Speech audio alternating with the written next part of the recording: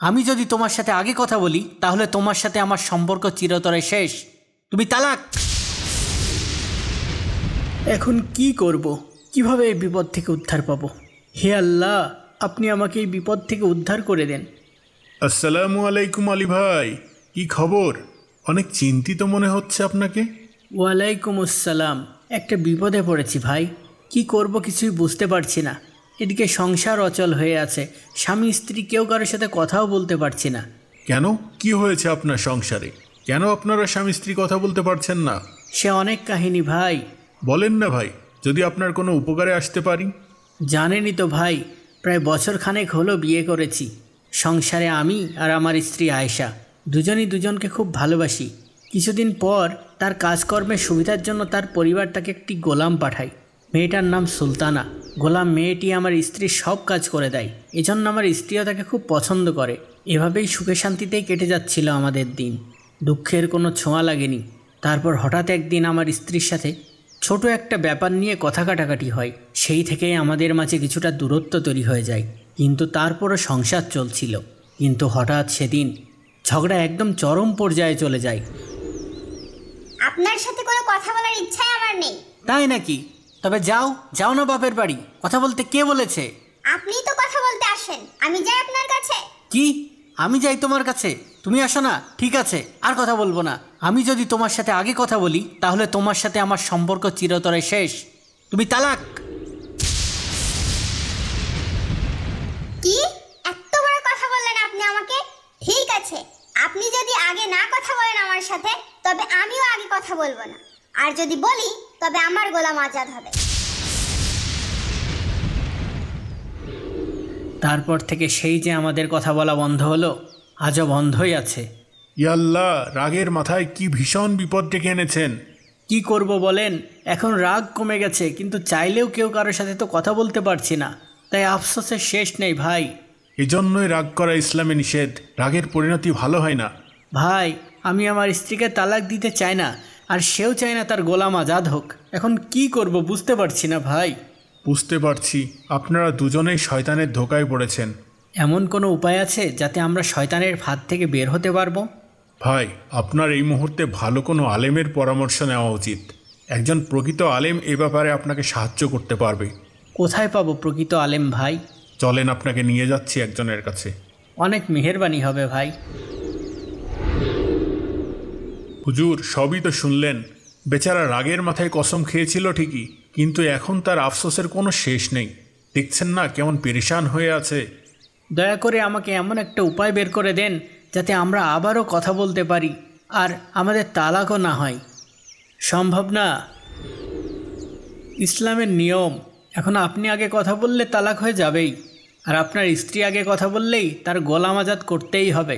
দুই দিক বিবেচনা করলে আমার মনে হয় গোলাম আজাদ করাই ভালো, যদি আপনারা দুজনই একসাথে থাকতে চান। না না হুজুর, এই গোলাম আমার স্ত্রীর অনেক প্রিয়, সে তাকে কোনো অবস্থাতেই হাতছাড়া করবে না।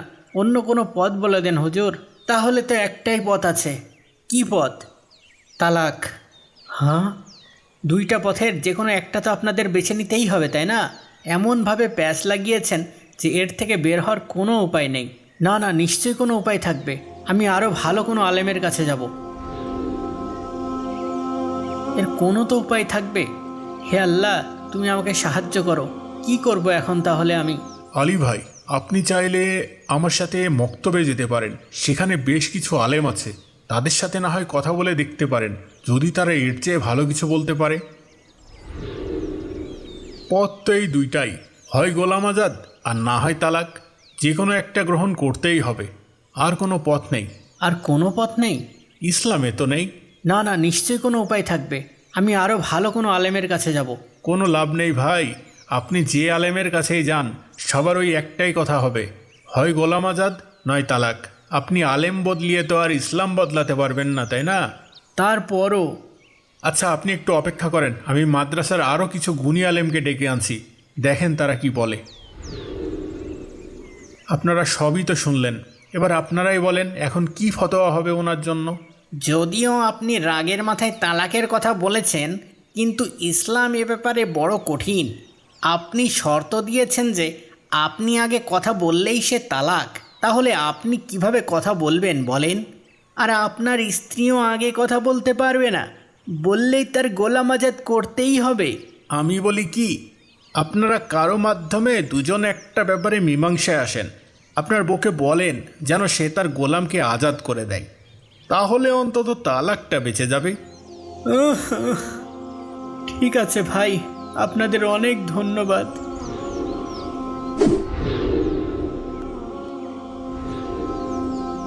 না না, নিশ্চয়ই কোনো উপায় থাকবে। আমি আরও ভালো কোনো আলেমের কাছে যাব, কিন্তু কোথায় পাবো এমন আলেম যে আমাকে একটা উপায় বের করে দিতে পারবে? আসসালামু আলাইকুম আলী ভাই, কি ব্যাপার, অনেক চিন্তিত মনে হচ্ছে। ওয়ালাইকুম আসসালাম। হ্যাঁ ভাই, চিন্তিত তো বটেই। এদিকে কোনো সমাধান তো হলো না। সব হুজুরদের ওই একই কথা, হয় তালাক না হয় গোলাম আজাদ। ভাই, একজন আলেম হলেই যে সব জানবে এমন তো নয়, তাই না? আলেমদেরও তো ছোট বড় আছে, জ্ঞানের কম বেশি আছে। অনেক জ্ঞানী আলেম কোথায় পাবো ভাই? বড় হুজুরের নাম শুনেছেন? ওই যে বড় মসজিদের ইমাম। শুনেছি তো, কিন্তু উনি তো হজে গিয়েছেন অনেক দিন, উনাকে এখন কোথায় পাবো? উনি গতকাল বাড়িতে ফিরেছেন, আপনি তার কাছে যান, নিশ্চয়ই সে আপনাকে একটা ভালো ফতোয়া দিতে পারবে। অনেক মেহেরবানি ভাই, আমি এক্ষুনি যাচ্ছি। আসসালামু আলাইকুম আলী ভাই, কি খবর? হুজুররা কি ফতোয়া দিল, তালাক না গোলাম আজাদ? পেরেশান হয়ে গেছি ভাই, যতগুলো আলেমের সাথে কথা বলেছি সবার ওই একই কথা, হয় তালাক না হয় গোলাম আজাদ। বলেছিলাম না ওইটাই বলবে, ইসলামী নিয়মে তো আর কিছু করার নেই আপনার। কিন্তু কেন ভাই, আমরা তো না হয় রাগের মাথায় বলে ফেলেছি, এখন কি এর থেকে বাঁচার কোনো উপায় নেই? এই জন্যই তো বলে রাগের মাথায় এসব বলতে নেই। জানেনই তো, স্বামী স্ত্রীর সবচেয়ে বড় শত্রু হলো শয়তান, আর রাগের সময় তো মানুষ শয়তানের দখলে চলে যায়। জানি ভাই, কিন্তু রাগের সময় কি এগুলো খেয়াল থাকে বলেন? তা থাকে না, কিন্তু এই যে এখন পস্তাতে হচ্ছে। যাই হোক ভাই, আমি হার মানব না, আমি আরও বড় হুজুরের কাছে যাচ্ছি। আবার কোন বড় হুজুরের কাছে যাচ্ছেন? অনেক হুজুরদের কাছেই তো গিয়েছেন, এই শহরে তো এই আলেমগুলো ছাড়ার কোনো বড় হুজুর নেই। আছে একজন, বড় মসজিদের ইমাম, এই শহরের সবচেয়ে বড় আলেম, কিন্তু উনি তো অনেক দিন হলো হজে গিয়েছেন, গতকালকেই বাড়িতে ফিরেছেন। এখন আমি ওনার কাছে যাচ্ছি, নিশ্চয় তিনি আমাকে কোনো ভালো উপায় বলতে পারবেন। ঠিক আছে যান, তবে ভাই ইসলামের বিধান একটাই, আলেম বদলিয়ে তো আর পরিবর্তন করা যাবে না। এখন আমি কি করব হুজুর? আমি রাগের মাথায় বলেছিলাম, সকল আলেমই বলেছে যদি আমার স্ত্রী আগে কথা বলে তবে গোলাম আজাদ হয়েই যাবে, আর আমি আগে কথা বললে তালাক হয়ে যাবে। এখন আপনি আমাকে একটা উপায় বলে দেন যেন গোলামও আজাদ না হয় আবার তালাকও না হয়। বড় আশা করে এসেছি আপনার কাছে। যাও, তোমার স্ত্রীর সাথে নির্ভয়ে কথা বলো। হ্যাঁ, কোনো ভয় নেই, তালাক হবে না। সত্যি? আমার কোনো কিছু করতে হবে, কাফফারা বা কিছু? কিচ্ছু করা লাগবে না, যাও তুমি। আজ যে আমার কি খুশি লাগছে। আসসালামু আলাইকুম হুজুর, বলেছিলাম না কোনো উপায় ঠিকই হবে, হবে না তালাক। মানে বড় হুজুর বলেছে তালাক হবে না, কথা বলতে পারবো, আবার গোলামও আজাদ করতে হবে না। ইয়াল্লা, কি বলেন? এ কেমন ফতোয়া দিলেন বড় হুজুর? এ তো অবাক করা ব্যাপার। আমরা তো বড় হুজুরকে আমাদের ভিতর সবচেয়ে বড় জ্ঞানী ভাবতাম, সব আলেমদের চেয়ে বড়র মর্যাদা দিতাম। ওনার মতো এমন একজন আলেম কিভাবে এমন জ্ঞানহীন ফতোয়া দিলেন? হ্যাঁ ঠিকই তো, শর্তযুক্ত তালাকের ক্ষেত্রে যদি শর্ত পাওয়া যায় তাহলে তো তালাক হবেই। এখানে আবার হবে না কিভাবে, এটা তো বুঝে আসলো না। উনি যখন বলেছেন তখন ভেবেই বলেছেন নিশ্চয়ই। এটা তো কোনো ছোটোখাটো ব্যাপার না। হ্যাঁ, আর এমন না যে শুধু আপনার সাথেই ঘটে শেষ, এটা আবার যদি অন্য কারোর সাথে ঘটে তখন? হ্যাঁ, এই ব্যাপারটার একটা মীমাংসা হওয়া দরকার। চলেন সবাই বড় হুজুরের কাছে যাই, তিনি কিভাবে এমন জ্ঞানহীন একটা ফতোয়া দিয়ে দিলেন অবশ্যই এর ব্যাখ্যা তিনি দিবেন। হ্যাঁ হ্যাঁ, চলেন, অন্যদেরকেও ডেকে নিয়ে চলেন। আসসালামু আলাইকুম বড় হুজুর। ওয়ালাইকুম আসসালাম।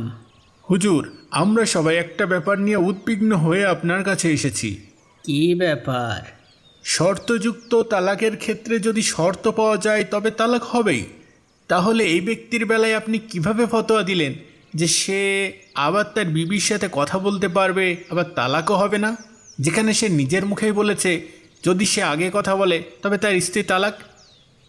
কারণ সে কসম খাওয়ার পরই তার স্ত্রী তার সাথে কথা বলেছে। কি বলেছে? বলেছে যে সে যদি আগে কথা বলে তবে গোলাম আজাদ। এই কথাটা সে বলেছে তার স্বামীকে উদ্দেশ্য করেই। ঠিক তার স্বামী কথা বলার পরই, ঠিক না? হ্যাঁ। তার মানে হলো এখন যদি স্বামী আগে কথা বলে সেটা হবে তার স্ত্রীর কথা বলার পর। হ্যাঁ। যেহেতু স্ত্রীর কথা বলার পরই স্বামী কথা বলছে, তাহলে স্বামী তো আর আগে কথা বলছে না, সেহেতু তালাক হওয়ারও কোনো অবকাশ থাকে না। আর এদিকে স্ত্রী কসম খেয়েছে সে আগে কথা বললে গোলাম আজাদ হবে। কিন্তু এখন যদি আলী তার স্ত্রীর সাথে আগে কথা বলে এবং তারপর তার স্ত্রী কথা বললেও গোলামও আজাদ করতে হবে না। ইয়া আল্লাহ, আপনার জ্ঞানের গভীরতা দেখে তো আজ আমরা আবার মুগ্ধ হয়ে গেলাম। মনে রাখবে, স্বামী স্ত্রীর প্রকাশ্য শত্রু হলো শয়তান। সে সব সময় তোমাদের আলাদা করতে চাইবে, কারণ এটাই তার লক্ষ্য। আজ থেকে অনেক আগে আবু হানিফা রহমতুল্লাহর সময়েও ঠিক এমনই এক ঘটনা ঘটেছিল। তার সেই জ্ঞানের গভীরতার জন্য শয়তান সেদিনও এক স্বামী স্ত্রীর ক্ষতি করতে পারেনি। আর আজ আপনার জ্ঞানের গভীরতার জন্য শয়তান আরেকবার ব্যর্থ হলো। তাই তোমরাও শুধু আলেম হয়ে বসে না থেকে সর্বদা জ্ঞানের সন্ধান করো, নয়তো আবার কোনো একদিন কোনো এক আলী এই সমস্যা নিয়ে আসবে। সেদিন বড় হুজুর কে হবে? ইনশাল্লাহ একদিন ঘরে ঘরে বড় হুজুর থাকবে হুজুর। ইনশাআল্লাহ। আয়েশা, আয়েশা, আমরা আবার কথা বলতে পারবো আয়েশা। কোনো তালাক হবে না, আবার তোমার গোলামও আজাদ করতে হবে না। সত্যি বলছেন? অবশ্যই, না হলে আবার তোমার সাথে কথা আমি বলছি কিভাবে? আলহামদুলিল্লাহ, আলহামদুলিল্লাহ।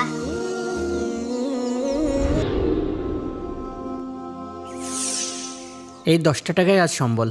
আজ যেভাবে হোক একটা কাজের ব্যবস্থা করতেই হবে, না হলে তো আজকে খাবারের ব্যবস্থা হবে না।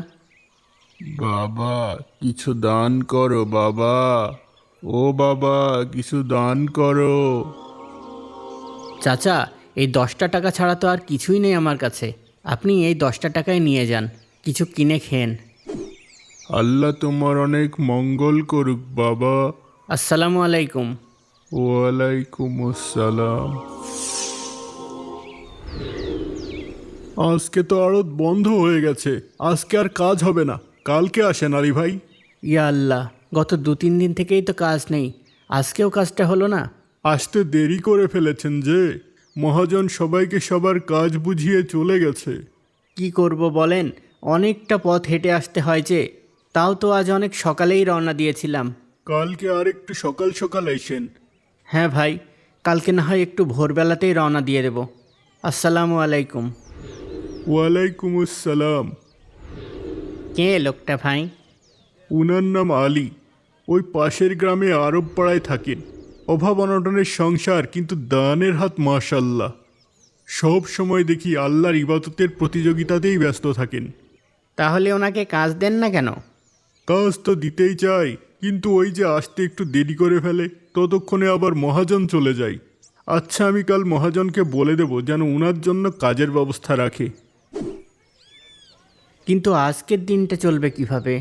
গত 2-3 দিন কাজ নেই, আজকেও কাজটা পেলাম না, এদিকে পকেটে তো 1 টাকাও নেই। তাহলে আজ বাজার করব কিভাবে? হে আল্লাহ, সব কিছুই আপনার ইচ্ছা, আমাকে ধৈর্য ধরার তৌফিক দান করেন। আসসালামু আলাইকুম। আজকে তাড়াতাড়ি বাড়ি চলে আসলেন যে? ওয়ালাইকুম আসসালাম।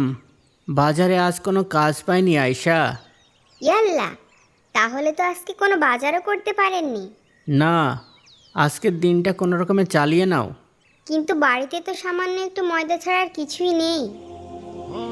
ওই হবে, আল্লাহর রহমতে ওই ময়দাটুকু দিয়ে আজকের দিনটা পার হয়ে যাবে ইনশাল্লাহ। ইনশাল্লাহ। হে আল্লাহ, আপনাকে শুক্রিয়া এমন একটা ইমানদার বিবি দেওয়ার জন্যে। সুবহান আল্লাহ, সুবহান আল্লাহ, সুবহান আল্লাহ, সুবহান আল্লাহ, সুবহান আল্লাহ। আরে আটার খামির তো আগেই বানিয়ে ফেললাম, এদিকে আমার খেয়ালই নেই যে বাড়িতে আগুন নেই। এই শুনেন, ঘরে তো আগুন নেই, আপনি একটু বসেন, আমি পাশের ওই প্রতিবেশীর ঘর থেকে আগুন নিয়ে আসি, ঠিক আছে? আচ্ছা যাও। আস্তাগফিরুল্লাহ, আস্তাগফিরুল্লাহ, আস্তাগফিরুল্লাহ। হে আল্লাহ, আপনিই একমাত্র রিজিক দাতা। আপনি আমাদের জন্য যে রিজিক নির্ধারণ করেছেন তাতেই আমাদের সন্তুষ্ট থাকার তৌফিক দান করেন। মাগো, আমাকে কিছু খাবার দেন মা। সুবহানাল্লাহ, সুবহানাল্লাহ। আসসালামু আলাইকুম চাচা। ওয়ালাইকুম আসসালাম বাবা, আমাকে কিছু খাবার দাও বাবা। খাবার? আচ্ছা দাঁড়ান, আপনি একটু অপেক্ষা করেন, আমি ভিতরে দেখি কিছু আছে কিনা। ঠিক আছে বাবা। কী দেব? ঘরে তো দেওয়ার মতো কিছুই নেই।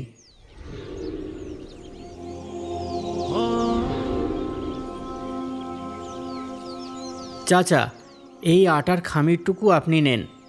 আপনাকে দেওয়ার মতো ঘরে আর কোনো খাবার নেই, থাকলে আপনাকে এই কষ্টটুকুও দিতাম না।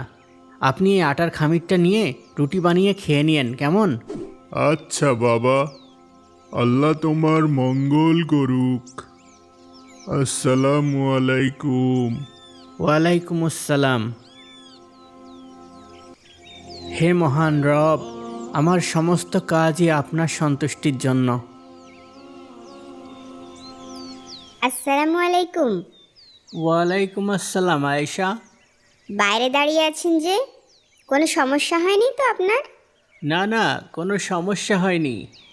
পাশের বাসায়ও আগুন ছিল না, তাই আর এক প্রতিবেশীর ঘর থেকে আগুন আনতে একটু দেরি হয়ে গেল। চলেন ভিতরে চলেন, এক্ষুনি আপনাকে রুটি বানিয়ে দিচ্ছি।